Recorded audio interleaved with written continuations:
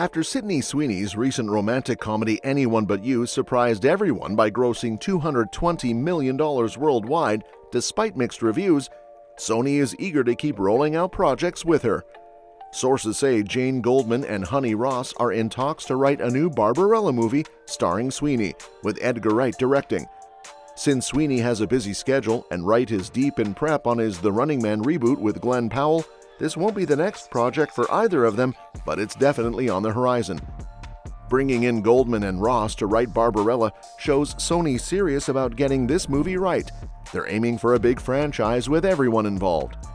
Goldman's got a track record with major hits like the X-Men reboots with James McAvoy and Michael Fassbender, plus The Kingsman Secret Service with Matthew Vaughn. Wright, who's been interested in Barbarella for a while, even met with Sweeney when the project first came up, though he's only loosely committed to directing. Sony and Wright go way back thanks to Baby Driver, and the vibe they're aiming for with Sweeney fits his fun, visually creative style. Details on the Barbarella film are still pretty scarce, but writer Blake Northcott, who's currently working on a new Barbarella comic series, recently shared a bit more about the movie. She hinted at how this upcoming adaptation might align with the comic books she's developing, giving fans a little more insight into what to expect. "I can't picture anyone else but Sydney playing this role. She's proven that she can be dramatic, but I don't think many people realized how funny she was until Anyone But You was a huge worldwide hit," Northcott told comicbook.com, referencing the 2023 Sony rom-com that Sweeney starred in. "She's the perfect Barbarella, and while I'm writing the series, Sydney is always my template now, just like Ryan Reynolds has become the inspiration for the Deadpool comics in many ways, or how Robert Downey Jr. embodies Iron Man. Once you envision Sydney in that role, you can't unsee it." When asked about the plot of the film, Northcott added, "Not sure how much I can say about the screenplay for the film or what material it could be based on, but there's definitely a possibility for synergy once we get further downstream. If the plot of the film ends up being based around Barb and Vix having to fight their way off Planet V, then you'll have your answer. Whoever ends up writing the Barbarella film, I'm sure they'll do an amazing job." The original Barbarella movie, inspired by Jean-Claude Forest's comics, came out in 1968 and starred Jane Fonda as the title character. And the storyline? It's a wild one. Set in an unspecified future, Barbarella, a space adventurer, is sent by Earth's president to track down Durand Durand in the Tau Ceti system. Durand invented the positronic ray, a laser-powered weapon that Earth fears could cause mass destruction. Barbarella crash lands on the 16th planet of Tau Ceti and is captured by two children who knock her out and drag her to a wrecked spaceship.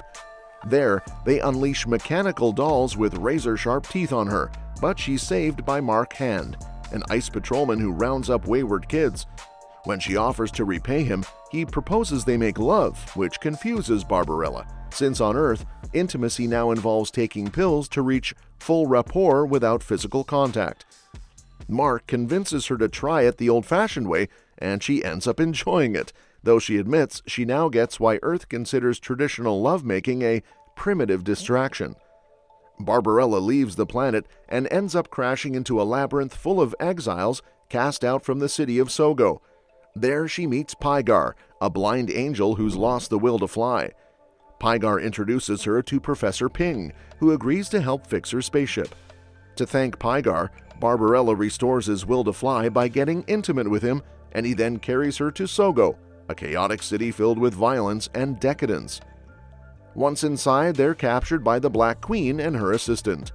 The assistant explains the Mathmos, a living energy made of liquid that feeds on evil thoughts and powers Sogo, which is built right above it. Pygar is put through a mock crucifixion, and Barbarella is locked in a cage with hundreds of birds ready to attack her. She's saved by Dildano, the leader of the underground resistance, who joins her in the hunt for Durand. He even gives her an invisible key to the Black Queen's Chamber of Dreams, where she sleeps. Back in Sogo, Barbarella is quickly recaptured by the concierge, who puts her in the Exexive machine, a device that's supposed to kill her through extreme pleasure.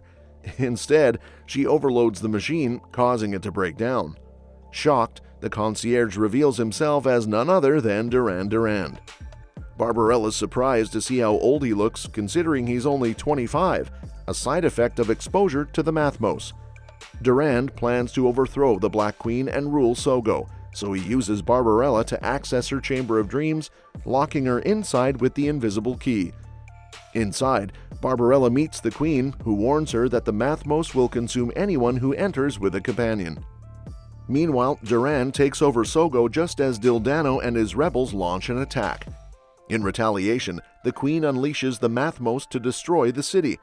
Thanks to Barbarella's innocence, the Mathmos forms a bubble around her and the Queen, protecting them both and eventually ejecting them safely. They're found by Pygar, who picks them up and flies off. When Barbarella asks him why he saved the tyrant Queen, Pygar simply responds that angels have no memory of the past. And there you have it. This plot is as random as it sounds and doesn't hold up all that well as a story. Both the original film and comics became notorious for their over-the-top use of sex appeal. Whether the new adaptation with Sydney Sweeney will take a similar approach is still unknown. As for the direction they should go with this reboot, that's up for debate, but there's no denying Barbarella was a huge cultural moment back in the day. Barbarella and another old movie from that era, Danger Diabolik, were part of a wave of Italian film adaptations of European comics, known as fumetti, that often highlighted mild sadomasochism and fetish styles of the late 1960s. Alongside these films, 1968 saw the release of Satanic, and similar themes appeared in Bruno Corbucci's Miss Stiletto and Corrado Farina's Baba Yaga. Both Barbarella and Diabolik also embraced the era's retro-futuristic style, which was popular in European films like The Libertine, Check to the Queen, and The 10th Victim, to name a few. While Barbarella might seem quaint to today's audiences, its influence has lingered in pop culture. It's often praised as an iconic representation of the 60s sex appeal, with the New York Times even calling Barbarella the most iconic sex goddess of the 60s. Its style and costumes inspired designs in The Fifth Element, where Jean-Paul Gaultier paid homage to Paco Rabanne's metallic dress worn by Jane Fonda. Well, that's it. Let me know in the comments below if you are excited to see Sydney Sweeney bring the original Barbarella to life, or do you think the reboot should take a new approach? And don't forget to subscribe for more updates on this and other exciting upcoming movies. We'll see you next time.